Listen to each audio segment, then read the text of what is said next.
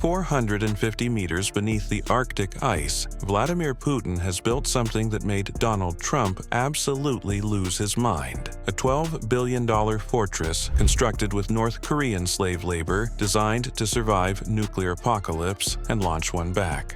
What they've hidden down there will shock you. Inside the Doomsday Palace. Today, we're taking you deep, extraordinarily deep, into the subterranean chambers of a facility that represents the ultimate insurance policy against nuclear apocalypse. Object Yamal-1, Putin's Arctic doomsday bunker. Picture, if you will, descending 450 meters beneath the Arctic permafrost, that's deeper than the Empire State Building is tall, into a labyrinthine complex that spans 1.1 million square meters, roughly equivalent to the entire Principality of Monaco, carved directly into solid granite and frozen earth. This is not some hastily dug military bunker with Spartan accommodations and utilitarian design. No, distinguished viewers, this is a fully operational underground city, meticulously engineered to sustain life, maintain command and control, and prosecute nuclear warfare for years after the surface world has descended into radioactive chaos. The journey inward begins at one of 8 massive blast doors, each an engineering marvel unto itself. These 250-ton titanium steel portals stand 3 meters thick, constructed from 7 distinct layers of specialized materials: titanium alloy for anti-spalling, depleted uranium lattice for neutron absorption, boron steel for the armor core, polyethylene composites for thermal neutron protection, lead glass for gamma radiation shielding, ceramic hexagonal tiles to defeat anti-tank weapons, and a final titanium inner skin for corrosion resistance. Each door can withstand overpressures exceeding 100 pounds per square inch, meaning they could survive a 100 kiloton nuclear airburst at just over 1 kilometer distance and remain fully operational. Beyond these formidable barriers lies a world that defies conventional understanding of military installations. The complex is organized across 7 distinct levels, each serving a specialized function in this subterranean ecosystem of survival and warfare. Let us descend through them, layer by exquisite layer. Level 1 houses the vehicle depot, an underground parking facility that would make any luxury automobile showroom envious, though here the vehicles are considerably less refined. 200 armored personnel carriers, maintenance vehicles, and mobile command posts, all maintained in climate-controlled perfection, ready for deployment should evacuation to the surface become necessary. Adjacent to this mechanical cathedral sits something far more sobering: the North Korean Workers' Barracks, accommodation for 15,700 men who have labored for years in these frozen depths, sleeping in austere dormitories that stand in stark contrast to the luxury that awaits in the levels below. Level 2 contains the Food Vault, an absolutely staggering repository of sustenance designed to feed the facility's population for a full decade without resupply. We're not discussing military rations hastily stockpiled in dusty warehouses, but rather a meticulously curated collection of freeze-dried gourmet preparations, canned delicacies, grain stores measured in thousands of tons, and even hydroponic gardens where fresh vegetables grow under artificial sunlight, their roots nourished by nutrient solutions carefully balanced to maximize yield. The luxury here is not in presentation but in thoroughness. Every calorie calculated, every nutrient accounted for, ensuring that even as the world above starves in nuclear winter, those within these walls dine with adequate nutrition and, dare we say, a modicum of culinary satisfaction. Level 3 is where the true genius of this facility reveals itself: the reactor hall, housing 2 40-megawatt nuclear reactors that serve as the beating heart of this underground metropolis. These are not repurposed submarine reactors or makeshift power solutions, but rather purpose-built installations designed for sustained operation in excess of 10 years without maintenance or refueling. The reactor hall itself is a cathedral of engineering precision, with its towering cooling systems, backup generators, and redundant safety mechanisms, creating a symphony of humming machinery that never ceases, never wavers, providing the electrical lifeblood that keeps every system operational, every light illuminated, every computer terminal active throughout the entire sprawling complex. But the power generation serves a purpose far beyond mere illumination and climate control. It feeds into the infrastructure that makes this facility not just survivable, but genuinely habitable. Air filtration systems, adapted from North Korean technology refined at the Punggye-ri nuclear test site, scrub the atmosphere continuously, removing carbon dioxide, filtering out radioactive particles, and maintaining breathable air quality for more than 30 days following a direct nuclear strike on the surface. Water desalination plants process Arctic ice, transforming it into 500,000 liters of potable water daily, enough not just for drinking but for showers, laundry, hydroponic agriculture, and reactor cooling. This is survival engineered to the level of comfortable living. Level 4 is reserved for the facility's administrative and residential zones, and here is where the true character of this installation becomes apparent. 3,000 elite personnel plus 500 VIP spaces occupy quarters that range from functional but comfortable barracks for the operational staff to what can only be described as underground penthouses for senior leadership. Putin's family wing, reportedly spanning several thousand square meters, includes private apartments, secure communication facilities, medical suites, and even recreational spaces. A gymnasium, a theater, library, facilities stocked with thousands of volumes. One must understand, this is not temporary shelter. This is designed as permanent residence, a place where Russia's leadership could conduct the business of governance for months or years, while the surface world recovers from nuclear holocaust. Level 5 contains what is arguably the most critical component of the entire facility, the command dome, built through joint Russian-North Korean collaboration.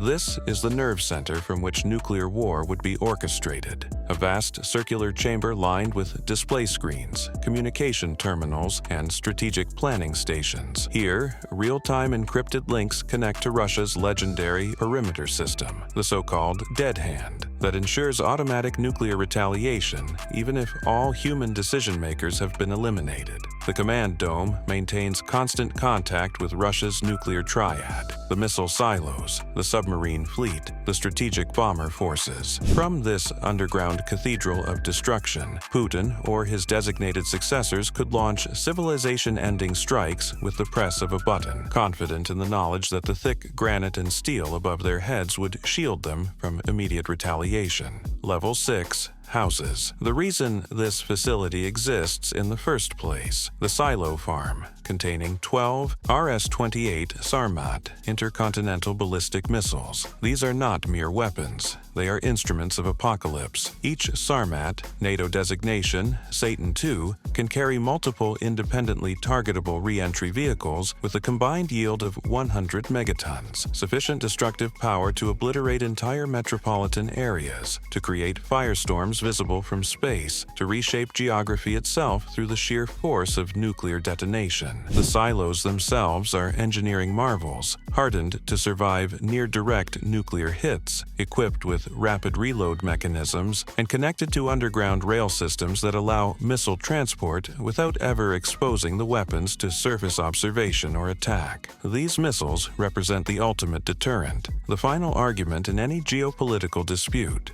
Mutually assured destruction made manifest in titanium and plutonium. Level 7, the deepest layer of this subterranean kingdom, contains perhaps its most audacious feature: submarine pens with direct access to the Arctic Ocean via an underground canal. This is not merely clever engineering, this is strategic genius. Nuclear submarines can enter and exit the facility without ever surfacing, without ever exposing themselves to satellite observation or enemy attack. They can take on supplies, swap crews, receive new orders, and deploy back into the Arctic depths, all while remaining completely hidden from the outside world. The canal itself, carved through hundreds of meters of permafrost and bedrock, represents years of North Korean tunneling expertise applied to an unprecedented scale. It is simultaneously a logistical marvel and a terrifying capability. Proof that Russia's submarine-based nuclear deterrent could continue operating indefinitely, supplied and commanded from this hidden fortress, even after the rest of Russia's military infrastructure has been reduced to radioactive rubble. Throughout these 7 levels, 42 kilometers of hardened rail and vehicle corridors connect every section, every chamber, every critical system. Electric rail systems transport personnel and supplies silently through the complex. Emergency evacuation routes provide multiple escape options should any section become compromised. Backup systems for every critical function ensure redundancy upon redundancy. If the main reactor fails, backup generators activate. If those fail, battery banks maintain power. If those are exhausted, emergency diesel systems provide a final layer of protection against total systems failure. The medical facilities alone could serve as a world-class hospital, equipped with operating theaters, intensive care units, pharmaceutical stockpiles sufficient to treat thousands of patients for years, and even radiation treatment capabilities for those exposed during surface operations or rescue missions. The psychological toll of underground living for extended periods has been anticipated and addressed. Recreational facilities, entertainment systems, even artificial day-night lighting cycles designed to maintain circadian rhythms and mental health during potentially years-long confinement. But perhaps the most chilling aspect of this interior landscape is how thoroughly it has been designed not for temporary survival but for permanent habitation. Every system, every comfort, every contingency speaks to a singular terrifying conclusion. The designers of Object Yamal-1 believe that nuclear war is not just possible but probable, and when it comes, Russia's leadership will not merely survive, they will continue to function, continue to govern, continue to wage war from this Arctic palace of last resort. And as we shall see in our next segment, this extraordinary interior exists within an equally remarkable exterior shell, a surface-level deception so elaborate, so convincing, that casual observers would never suspect that beneath what appears to be a simple industrial facility lies one of the most sophisticated military installations ever constructed. The frozen facade. Imagine, if you will, approaching the Yamal Peninsula, precisely 180 kilometers north of Salikard, Russia, where the facility sits beneath Mount Sabeda, strategically positioned 900 kilometers inside the Arctic Circle. What would you see? A simple, liquefied natural gas terminal, unremarkable in the landscape of Siberian industrial development. Cryogenic storage tanks rising from the permafrost, processing facilities humming with activity, pipelines stretching toward distant ports, icebreakers waiting to transport their cargo along the Northern Sea route to Chinese markets. To the casual observer, indeed, to most intelligence analysts without access to highly classified information, this is simply the Sabeda LNG terminal expansion, a commercial facility producing 5.5 million tons of liquefied natural gas annually, contributing to Russia's energy export portfolio. But this, ladies and gentlemen, is where industrial engineering becomes theatrical performance of the highest order. This natural gas facility is simultaneously completely real and completely fake, a paradox that makes it the perfect camouflage. Yes, it produces actual natural gas. Yes, it exports that gas to China via legitimate commercial channels. Yes, workers arrive daily to operate the processing equipment, maintain the infrastructure, and manage the logistics of a functioning industrial operation. But beneath this veneer of mundane commercial activity lies one of the most audacious acts of strategic deception in military history. Consider the 12 massive cryogenic storage tanks that dominate the facility's skyline. Satellite imagery from CSIS tracking the site from 2021 to 2025 shows these cylindrical structures rising dramatically from the tundra, each appearing to contain thousands of cubic meters of supercooled natural gas. But here's the magnificent deception. 6 of these tanks are genuine, performing exactly the function they appear to serve. The other 6, completely hollow shells, their interiors empty save for the massive ventilation shafts that descend 450 meters through the permafrost, providing fresh air circulation for the 12 Sarmat missile silos housed far below. The external appearance is perfect, the same dimensions, the same surface treatment, the same connection points to the fake pipeline network. Thermal cameras would detect the same cold signatures because liquid nitrogen circulates through the tank walls, mimicking the temperature profile of genuine cryogenic storage. The pipeline network itself represents another layer of this intricate deception. Genuine pipelines carry real natural gas from processing facilities toward export terminals. But interwoven with these legitimate conduits are pathways serving an entirely different purpose. Fiber optic cables connecting the underground command center to surface communication arrays, power lines delivering electricity from hidden backup generators, and coolant lines managing the thermal signature of the nuclear reactors buried far below. An inspector examining the pipeline trenches would see exactly what they expect to see: a complex but comprehensible industrial infrastructure. They would never suspect that every third pipeline serves military rather than commercial purposes. The deception extends to the electromagnetic spectrum with breathtaking sophistication. Special metamaterial panels installed on the fake storage tanks absorb radar signals in specific frequencies, reducing radar cross-section and making synthetic aperture radar imaging less revealing. These panels, manufactured through a joint Chinese-Russian development program, don't make the structures invisible. That would itself be suspicious, but rather make them appear unremarkable, consistent with standard industrial construction rather than military hardening. It's the difference between disappearing entirely and simply failing to attract attention. Thermal management represents perhaps the most technically challenging aspect of the surface deception. Two 40-megawatt nuclear reactors generating continuous power 450 meters underground should create a massive thermal signature easily detectable by infrared satellites. The solution? Ingenious and expensive in equal measure. Liquid nitrogen cooling loops extend kilometers from the reactor halls, dispersing heat gradually across vast areas of permafrost rather than concentrating it at a single point. The heat dissipates naturally through the frozen ground, creating temperature variations so subtle and so distributed that they appear consistent with normal geological processes rather than artificial heat generation. CSIS thermal imagery analysis from October 2025 confirms the effectiveness of this system. The facility's thermal profile appears completely consistent with a commercial natural gas operation. At night, the deception becomes even more elaborate. Chinese-made holographic snow projectors. Yes, you heard that correctly. Holographic projectors adapted from theater and entertainment technology create visual noise that obscures the rail tunnel entrance. These systems project three-dimensional images of undisturbed snow cover, blending seamlessly with the surrounding landscape.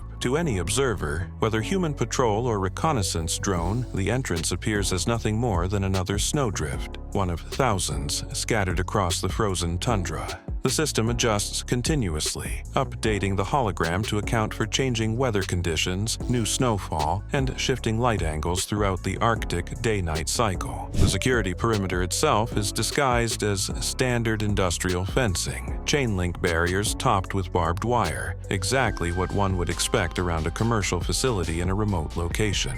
But beneath this mundane appearance lies a 12-kilometer electrified barrier equipped with infrared sensors, seismic detectors, and automated targeting systems. Elite forces and North Korean snipers operating from concealed positions in the snow maintain constant vigilance, but their positions are hidden within what appear to be maintenance sheds, equipment storage facilities, and worker accommodation buildings. From above, the security presence appears minimal, appropriate for protecting commercial infrastructure from wildlife and curious locals, not at all suggestive of the military significance of what lies beneath. Even the air defense systems are masterfully concealed. 6 launchers housing the advanced Russian air defense missiles sit camouflaged as communications towers and industrial equipment. The radar systems necessary for targeting are distributed across multiple locations, each disguised as commercial radio equipment or weather monitoring stations. Only when activated would these systems reveal their true nature. But by then, any attacking aircraft would be facing a nearly impenetrable defensive envelope covering 400 kilometers in all directions. The helipad, a 60-meter diameter circle of reinforced concrete capable of handling the massive helicopters that bring supplies and VIPs to the facility, is disguised through the simplest of methods. It's painted to match the surrounding tundra, and when not in active use, it's covered with lightweight panels that create the appearance of natural ground cover. Satellite passes would see nothing unusual, just another patch of Arctic wasteland. Only when a helicopter is minutes from landing do ground crews remove the camouflage panels, and they're replaced immediately after departure. Perhaps the most audacious element of the surface deception is the workforce itself. Thousands of workers arrive daily to operate the natural gas facility, and their presence is entirely genuine. These are real energy workers performing real jobs, but interwoven with them are military personnel in civilian clothing, North Korean tunnel engineers on rest rotation, security forces maintaining the perimeter, and logistics specialists managing the underground resupply operations. The mixture is seamless, indistinguishable to any external observer. Worker housing, cafeterias, recreational facilities all appear exactly as they should for a remote industrial site, giving no hint of the military operations concealed beneath. The genius extends to the smallest details. Snow accumulation patterns are managed to appear natural. Too much clearing would suggest activity inconsistent with a commercial facility. Too little would impede operations. Vehicle traffic is carefully choreographed to maintain patterns consistent with natural gas operations. Even the timing of shift changes matches standard industrial scheduling rather than military watch rotations. Every element of the surface operation is designed to tell a consistent story. This is a commercial energy facility, nothing more, nothing less. But supporting this elaborate deception requires resources on a scale that borders on absurd. The facility employs artificial intelligence systems that continuously monitor satellite passes, adjusting surface activities to present the most innocuous profile whenever observation assets are overhead. Drone patrols masquerading as security flights actually serve double duty, painting fake snow cat tracks across the tundra to simulate maintenance activity in areas where military operations have disturbed the natural snow cover. The level of attention to detail is paranoid in its thoroughness, and necessarily so. A single inconsistency noticed by Western intelligence analysts could compromise the facility's security. The cost of maintaining this deception is folded into the facility's overall operational budget. Itself a staggering $12.4 billion allocated from 2021 to 2027. But Russia's calculation is straightforward. What good is an impregnable fortress if your enemies know exactly where to strike? Better to spend billions ensuring that Object Yamal-1 appears to be exactly what it claims to be, a simple natural gas terminal in the middle of nowhere, unremarkable and unworthy of targeting. Engineering the military monster. The engineering challenge begins with the most fundamental question. How does one excavate over 1 million square meters of usable space from frozen ground where temperatures regularly plunge to minus 50 degrees Celsius, where the soil is harder than concrete, and where any heat introduced during construction risks catastrophic instability in the surrounding permafrost? The answer lies in North Korean Core 111, the elite tunneling unit that has spent decades perfecting the art of subterranean construction under North Korea's mountainous terrain. 15,700 North Korean engineers arrived in waves beginning in 2019, traveling via the Trans-Siberian Railway under the cover story of being gas pipeline workers. But these weren't ordinary laborers. They were specialists in a very particular and very rare skill, excavating massive underground complexes in geologically hostile terrain. Their experience came primarily from building Kim Jong-un's own palace complex and from decades of work on North Korea's extensive network of military tunnels designed to shelter the regime from American airstrikes. The construction proceeded in carefully orchestrated phases, each building upon the previous stage's accomplishments. Phase 0, conducted throughout 2019 and 2020, involved geological surveys and reconnaissance, with North Korean scouts examining core samples, mapping underground rock formations, and identifying the optimal location for the primary shaft. The site selection itself was strategic brilliance. Mount Sabeta provided natural granite formations that would serve as structural support, while its location beneath a legitimate natural gas field provided perfect cover for the construction activity that would follow. Phase 1, spanning 2021 to 2022 at a cost of $2.1 billion, saw the excavation of the main access shaft and the initial 12 kilometers of rail corridors. This phase required solving an extraordinary engineering problem: how to remove millions of tons of excavated material without attracting attention.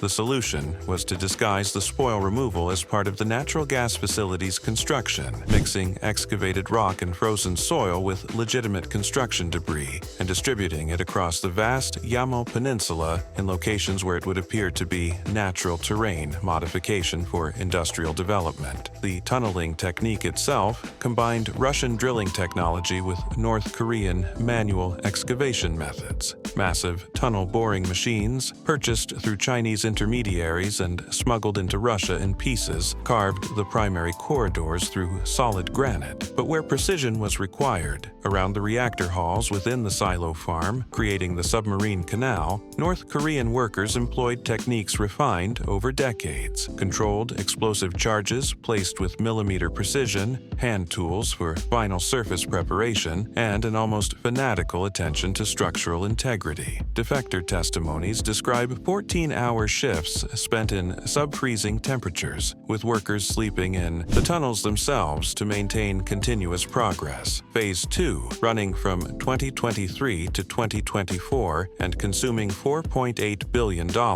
focused on the installation of the critical systems that would make the facility operational: the missile silo farm and the nuclear reactor vaults. The 12 Sarmat silos required excavation depths exceeding 450 meters to ensure survivability against nuclear strikes. Each silo is essentially a vertical shaft large enough to accommodate a missile over 30 meters long and 3 meters in diameter, reinforced with successive layers of steel, concrete, and shock-absorbing materials that can withstand the overpressures generated by nearby nuclear detonations. The reactor installation presented perhaps the single most challenging engineering task of the entire project. Two 40-megawatt nuclear reactors, each weighing hundreds of tons, had to be lowered through narrow shafts and installed in chambers excavated specifically to their dimensions, with tolerances measured in millimeters. The reactor halls required specialized concrete formulations that could be poured and cured in sub-freezing temperatures, using chemical additives that prevented ice crystal formation during the curing process. The cooling systems alone,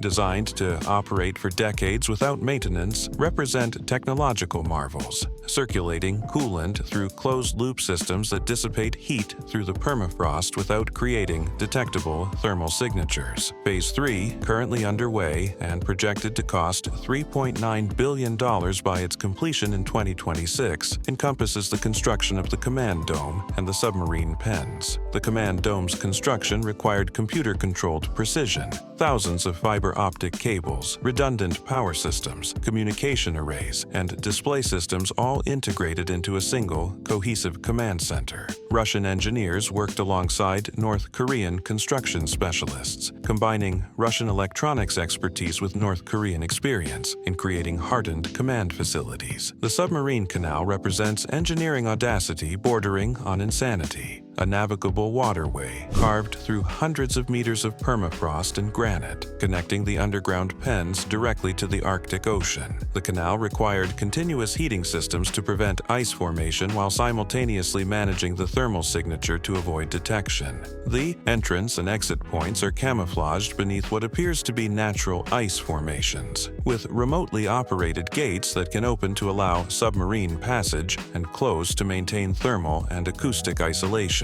Throughout all phases, the 8 massive blast doors presented their own engineering challenges. Each 250-ton portal required fabrication in Switzerland, one of the few nations with the metallurgical expertise to create the specialized titanium steel alloys necessary. These doors were then smuggled into Russia via elaborate Chinese intermediary networks, transported in sections that were assembled on site. The hydraulic systems that operate these doors, capable of opening or closing the 3-meter-thick barriers in under 50 seconds, represent cutting-edge engineering, with backup power systems ensuring functionality even if primary power is lost. The true genius of the construction, however, lies not in any single system but in the integration of thousands of components into a cohesive whole. The facility's life support systems, for instance, combine Russian nuclear reactor technology, North Korean air filtration expertise refined at the Punggye-ri test site, Swiss precision manufacturing for critical components, and Chinese electronics for monitoring and control systems. This is genuinely multinational engineering, with each nation contributing its particular area of excellence to create something none could have built independently. And here's the truly Machiavellian brilliance. As part of the construction agreement, Russia has committed to building Kim Jong-un a reciprocal facility near Hamhung, North Korea, valued at $1.5 billion in Russian technology and expertise. This smaller complex, at 220,000 square meters, roughly 1/5 the size of Yamal-1, will provide Kim with his own survivable command center, complete with Russian-provided mobile missile launchers and advanced air defense systems. The construction techniques perfected at Yamal-1 are being directly transferred to North Korea, ensuring that both partners in this alliance possess doomsday insurance policies. The financial arrangements behind this construction project reveal strategic thinking of the highest order. The official budget shows $12.4 billion allocated from 2021 to 2027, but Russia's actual cash expenditure is only $10.3 billion. The difference? North Korea's labor contribution, valued at $2.1 billion, 15,700 workers who cost Russia essentially nothing in wages. Instead, Pyongyang receives payment in petroleum, wheat, and most critically, advanced military technology, including satellite guidance systems, drone manufacturing expertise, and potentially nuclear weapons materials. When Donald Trump learned the full scope of this construction project, the scale, the sophistication, the alliance that made it possible, his reaction was characteristically explosive. On September 3, 2025, he posted to Truth Social, "Please give my warmest regards to Vladimir Putin and Kim Jong-un as you conspire against the United States of America." The sarcasm dripped from every word, barely concealing genuine fury at what he perceived as a coordinated plot against American interests. The following day brought an even more revealing outburst. Trump posted, "Putin and Rocket Boy are building a $15 billion underground palace while we argue about bridges. I would have made them pay yees to dig it." This perfectly encapsulates Trump's transactional worldview. Everything, including apocalyptic doomsday bunkers, should somehow benefit America financially. He called the facility the most expensive hole in the ground ever, and threatened to fill it with water if Russia transferred nuclear technology to North Korea, a threat that glosses over the reality that destroying Yamal-1 would require multiple direct nuclear strikes and would certainly trigger immediate Russian retaliation. In the frozen darkness beneath the Arctic permafrost, surrounded by nuclear reactors and missile silos, built through an alliance of authoritarian powers, object Yamal-1 waits. It is monument and warning, engineering marvel and existential threat, proof of human ingenuity and testament to human paranoia. And as Trump's outbursts make clear, it represents a challenge to American strategic superiority that cannot be dismissed with bluster or addressed through simple military solutions. The engineering that built this facility has fundamentally altered the calculus of nuclear deterrence. And that, ladies and gentlemen, is why this story matters far more than any amount of presidential fury can diminish. Thanks for watching. Check out other cards on the screen.